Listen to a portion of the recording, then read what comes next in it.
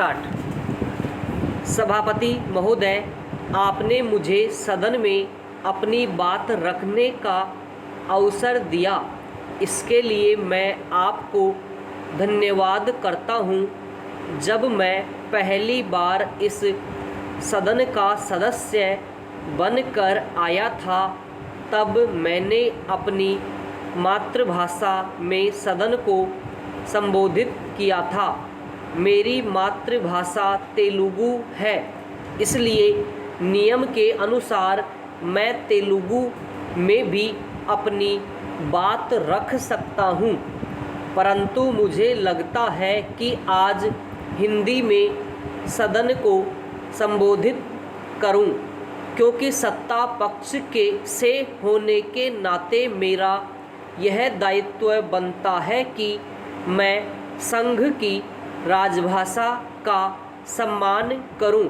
यदि शब्दों के चयन के कारण मेरे संबोधन में कहीं ठहराव आता है तो मुझे इस बात के लिए आप क्षमा करेंगे।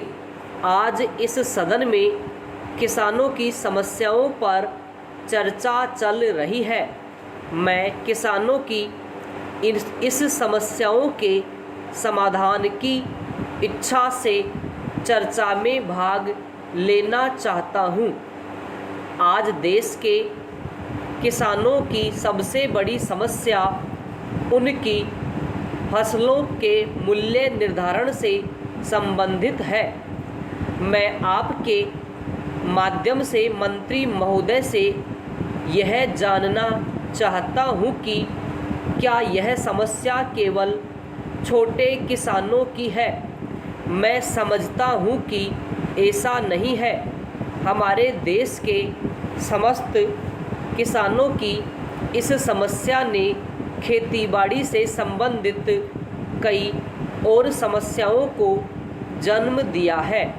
इससे हमारी पूरी कृषि व्यवस्था के सामने संकट पैदा हो गया है।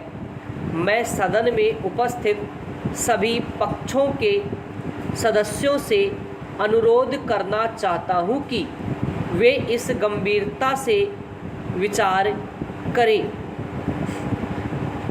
देश की जनता ने विपक्ष में बैठी पार्टी के खिलाफ एक राजनीतिक निर्णय लिया है, जिसके कारण उनका लगभग 72 वर्ष पुराना शासन समाप्त हो गया। मैं आपकी पार्टी के नेतृत्व में बनी विभिन्न राज्य सरकारों को भी सचेत करता हूं कि वे जनता से किए गए वायदे को पूरा करें। यदि वे शीघ्र से शीघ्र किसानों की समस्याओं को हल नहीं करेंगे तो किसान उनके विरुद्ध वैसा ही निर्णय लेने के लिए बाध्य होंगे जैसा पिछले आम चुनाव में लिया था।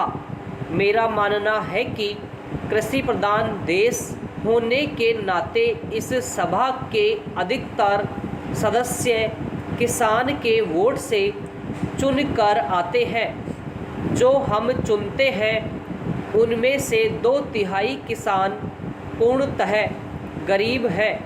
ये छोटे और सीमांत किसान बड़ी मुसीबत में हैं। ये ऐसे किसान हैं जिनका सबसे अधिक शोषण हुआ है। पूर्व की सरकार ने इन किसानों की स्थिति के बारे में कभी विचार नहीं किया। स्वतंत्रता प्राप्ति के लगभग 72 वर्षों के शासनकाल में सभी सरकारें इसके प्रति उदासीन थी। सभापति महोदय, पिछले वर्ष हमारे गृह राज्य में भ्रम के कारण सरकार और जनता के बीच तनाव की स्थिति बनी रही। हिंसा का रास्ता अपनाए जाने की कोशिश की गई। मेरा मानना है कि लोकतंत्र में ऐसे तरीकों के लिए कोई स्थान नहीं होना चाहिए। देश के विकास में सभी का योगदान बराबर है। कोई भी व्यक्ति या वर्ग अकेले देश का विकास नहीं कर सकता। समाप्त।